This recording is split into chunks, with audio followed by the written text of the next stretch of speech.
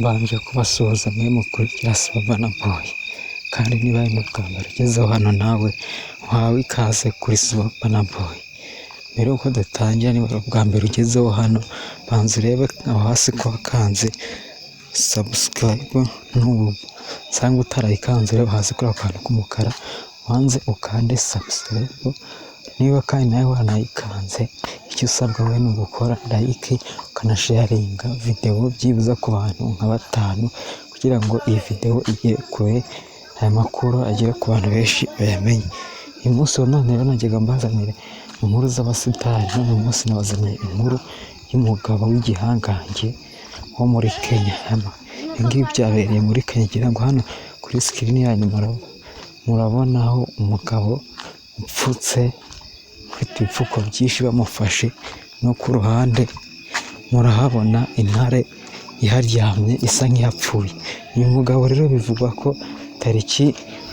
ku itariki ejo bundi ku itariki 19 hariho intare yamuteye mu rugo iwe, yicariye mu rugo iwe, intare igashaka kumurya. Umugabo nibwo yaje kuyirwanya, intare yarayirwanyije,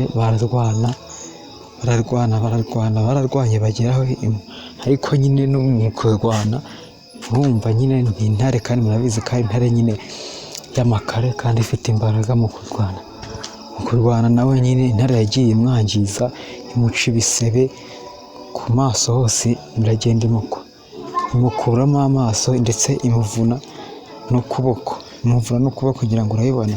Ahangaha ko bari bamupfutse n'amaso yose bayapfutse, ku kuboko, mu gatuza, ukuboko kumwe ndetse gusa n'ukwacitse. Ahangaha bari bamuvanye kwa muganga, bamupfutse banamushyizeho na sima.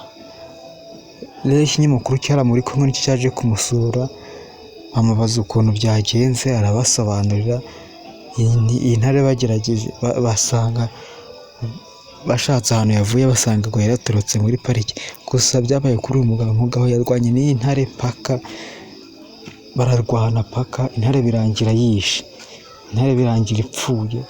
Ariko nubwo yapfuye nawe yamusigiye ibikomere bikabije bishobora kumuviramo akaboko kamwe, cyangwa kumuviramo ingaruka akaboko kamwe kabe kazongera gukora, kuko akaboko kamwe kangiritse cyane gashobora kuzagaca, kuko kangiritse cyane.